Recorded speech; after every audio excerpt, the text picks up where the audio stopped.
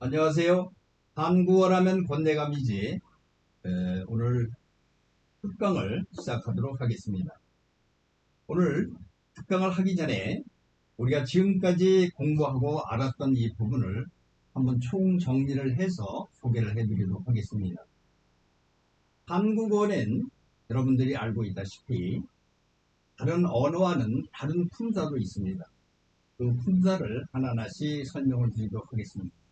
자, 그래서 오늘은 사로 끝나는 단어를 멜로디로 해서 한번 소개를 해볼까 합니다. 자, 제가 한번 불러보겠습니다. 사자로 끝난 말은 명사, 동사, 형용사, 부사, 관형사, 조사. 자, 이와 같이 사자로 끝나는 여러 가지 단어들이 있는데 여기에 표기에 이하된 것과 마찬가지로 명사, 동사, 형용사, 부사, 관형사, 조사가 있습니다. 물론 그 이외에 대명사, 수사, 그 다음에 감탄사가 있어서 총 9개의 품사가 이렇게 되어 있습니다. 즉, 여러분들 언어나 또는 영어에서도 있는 품사가 있고 없는 품사가 있습니다. 한국어에는. 그래서 이와 같은 9개의 품사를 늘 문장에서나 또는 들을 때 이게 무엇인지를 알아야 쉽게 문맥을 알 수 있고 이해를 하기가 쉽습니다. 왜 그러냐 하면은 우리가 알고 있는 명사에는 그 다음에 조사라는 게 한국어는 붙게 되어 있습니다. 자, 조사는 어떤 것이냐를 뜻을 설명을 드리면은 조사는 도와주는 품사입니다. 도와주는 말입니다. 무엇을 도와주냐를 여러분들이 기억을 해야 됩니다. 무엇을 도와줄 거예요? 명사를 도와줍니다. 명사. 명사를 도와줘서 그 명사가 문장 내에서 어떠한 역할을 하는지를 가르쳐주는 겁니다. 결정을 해준다고 합니다. 즉, 조사가 어떤 조사가 붙느냐에 따라서 그 문장 내에서 명사는 주어가 될 수도 있고 목적어가 되고 보어가 되고 부사어가 된다는 이런 얘기입니다. 그런데 우리는 조사가 있는 반면에 영어에서는 무엇이 있냐면 전치사가 있습니다. 영어로 preposition이라고 하는데 그건 전치사가 있습니다. 그래서 영어의 경우에는 전치사 다음에는 반드시 뭐가 나오냐면 명사가 나오게 됩니다. 마찬가지로 한국어의 조사에는 반드시 앞에 뭐가 나오냐면 명사가 나옵니다. 그래서 조사는 명사 뒤에 나온다고 해서 영어에 없는 단어지만은 제가 나름대로 명명, 이름을 지어본다고 하면은 프리포지션에 반대되는 용어인 포스트 포지션이라고 얘기를 할 수 있습니다. 전치사 프리는 앞에 나오는 것인데 조사는 명사 뒤에 나온다고 해서 포스트 포지션이라고 일명 부르기도 하죠. 자, 그러면 다음에 동사와 형용사는 어떠한 역할을 하느냐? 문장 내에서. 동사는 어찌하다라고 하는 어떤 움직임을 나타내는 말이고, 형용사는 어떠하다라고 하는 상태나 모양을 설명해 주는 게 형용사입니다. 이거를 차례대로 서술해서 해서 만드는 단어이기 때문에 서술어라고 합니다.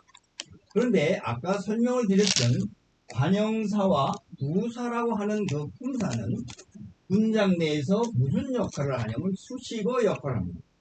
수식을 한다는 얘기는 거기와 관련되는 동사나 형용사 이런 것을 좀 더 자세하게 꾸며준다라고 보면 됩니다. 관형사는 뭐를 꾸며주냐면 관형사는 명사를 수식한다, 꾸며준다고 합니다. 설명을 해준다 이거죠. 어떻게 좀 더 자세하게. 그럼 부사는 뭐를 수식해주냐면 동사 또는 형용사 또는 부사 자체를 꾸며주기도 합니다. 또 문장 전체를 꾸며주기도 합니다. 대표적으로 한국어에서 문장을 꾸며주는 부사는 그래서, 그러므로, 그러니까, 그렇기 때문에 이와 같이 그렇게로 시작하는 이러한 것들이 우리 한국어에서는 부사로 이렇게 분류가 되어 있습니다. 자, 그 다음에 마지막으로 조사는 관계어라고 해서 무엇과 무엇의 관계를 결정을 해준다고 해서 관계어라고 이렇게 분류를 합니다. 즉 무슨 관계를 결정해 주냐고 하면은 이 조사가 붙어서 주격 조사가 붙어서 그 명사가 주어의 관계를 맺도록 해주고 또 목적격 조사가 붙어서 목적 관계를 맺어주고 이렇게 되는 겁니다. 그러면은 우리가 얘기를 할 때 품사가 뭐고 문장 내에서 어떤 역할을 하는지에 이러한 관계도를 이거를 항상 머릿속에 기억을 해두면서 문장을 쓰고 또는 읽고 그 다음에 듣는 훈련을 해야 한국어를 한 단계 한 단계씩 발전해 나갈 수 있는 디딤돌이 된다고 봅니다. 또 하나는 여러분들이 처음으로 배웠거나 또는 중급에 있거나 늘 명심해야 될 부분은 이와 같이 그룹핑을 한다는 것을 좀 기억을 해줬으면 좋겠습니다. 그룹핑을 한다는 얘기는 묶어준다는 얘기입니다. 뭐로 묶어주냐고 하면은 여기에 표기된 것과 마찬가지로 이와 같은 가로 즉 라운드 브래킷이라고 합니다. 이렇게 묶어주고 또 하나는 트위스트 브래킷이라고 해서 이러한 부호로 묶어줍니다. 세 번째는 앵글 브래킷이라고 해서 이러한 모양으로 묶어줍니다. 그 다음에 스퀘어 브래킷이라고 해서 이러한 대괄호를 묶어주는데 이 경우는 어떤 경우인지를 하나하나씩 설명을 한번 해보겠습니다. 자, 우리가 아까 설명을 드렸을 때 조사는 명사를 그 문장 내에서 어떤 역할을 하는지를 결정해 준다고 그랬습니다. 그래서 여기서 주어, 목적어, 보호 역할을 하는 조사가 붙을 경우 또 이야기하면은 은는, 이가, 을을, 이 이와 같은 조사가 붙어 있을 경우에는 이와 같이 조사만 이렇게 묶어줍니다. 즉 그거는 주 기능을 하기 때문에 이와 같이 조사만 묶어줍니다. 그러나 다시 명사에 또 조사가 붙었을 때는 이때의 조사는 부사격 조사가 있습니다. 무엇에, 무엇에서, 무엇에는 등등과 같은 부사격 조사로 되어 있는 조사가 있는데 이럴 경우에는 전체 명사와 부사격 조사를 묶은 이와 같은 괄호로 묶어준다 이렇게 약속을 하는 겁니다.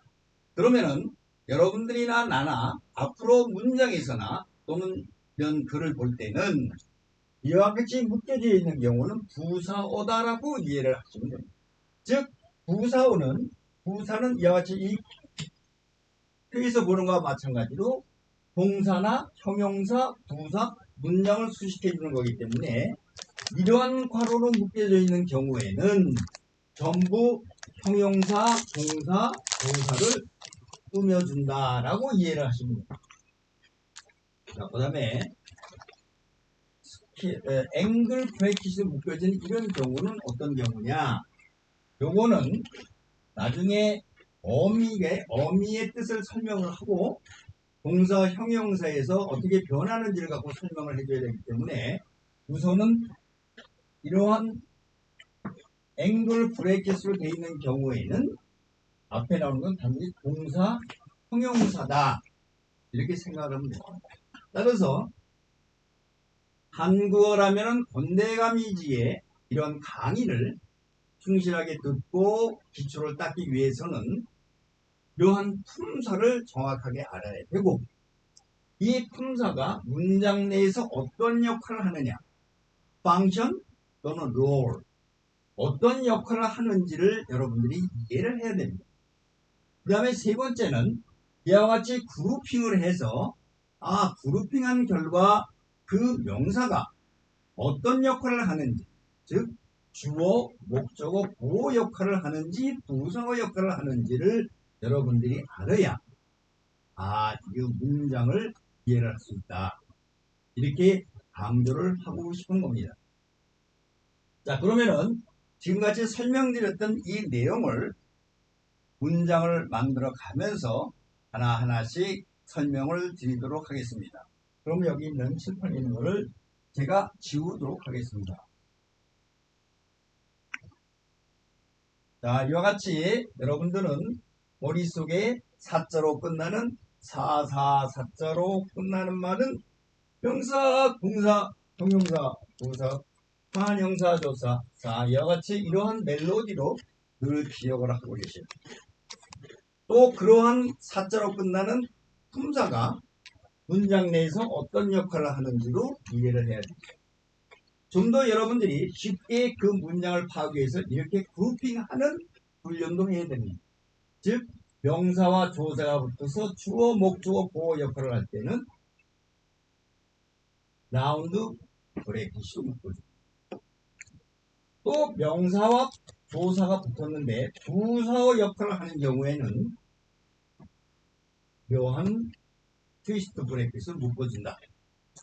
자, 그 다음에는 동사와 형용사의 뒤에 어미가 붙는데 그 어미가 어떻게 활용되는지를 알기 위해서 반드시 어미의 이러한 앵글 브레이크를 표시를 해줘야, 그렇게 해야 여러분들은 이 동사 형용사의 원형이 뭔지를 알 수 있게 되고, 그리고 어미가 어떻게 활용되는지 변하는지를 알게 되는 겁니다.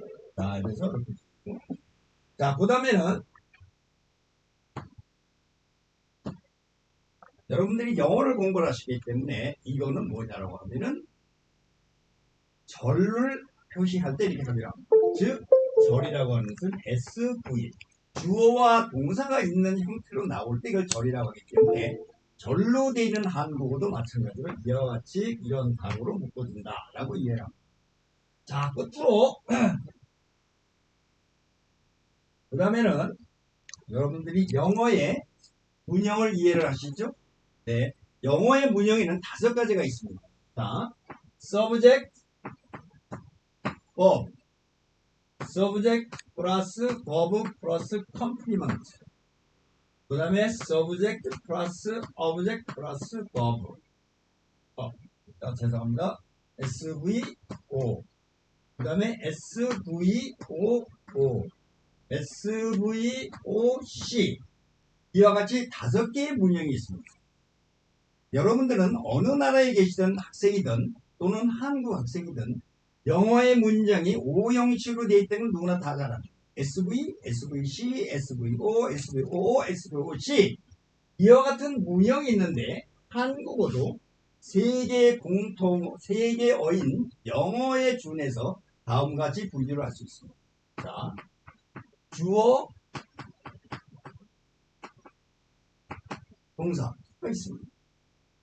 나는 간다, 나는 잔다. 이와 같이 SV가 있습니다. 또 하나는 주어, 아까 설명드렸죠? 보어가 있는데 이때 보어가 명사가 나오는 보어가 있습니다. 또 하나는 주어가 있고 주어가 있습니다. 그 다음에 보어가 나오는데 이때 뭐냐면 형용사 형식으로 형용사 순서로 나오는 경우가 있습니다. 또 하나는 주어에 보어가 나오고 여기에 동사가 나오는 경우의 문형이 있습니다. 자, 이거는 영어에서는 SVC의 형태고 주어 동사는 SV가 됩니다.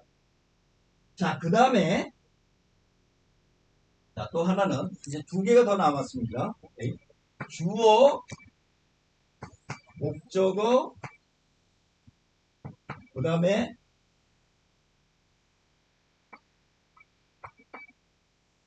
목적어 동사가 나옵니다. 자, 또 하나는 주어가 나오고 목적어가 나오고 여기에 보어가 나오고 이게 동사가 나옵니다. 그런데 우리 외국어로서의 한국어를 배우는 여러분들 외국인 학생 입장에서는 여기서 얘기하는 이 목적어 보어는 한국어 문법에서는 필수적 부사어라고 해서 빼놓을 수 없는, 빠지면 안 되는 이런 형이기 때문에 복잡하게 필수적 부사어라는 표현을 빼고 영어와 마찬가지로 그냥 목적어다라고 하고 목적보다라고 하고 저도 설명을 드리고 또 여러분들도 그렇게 이해를 하면은 영어와 연계를 해서 운영을 파악을 할 수 있다. 그렇게 설명을 드릴 수 있는 겁니다. 자, 그러면은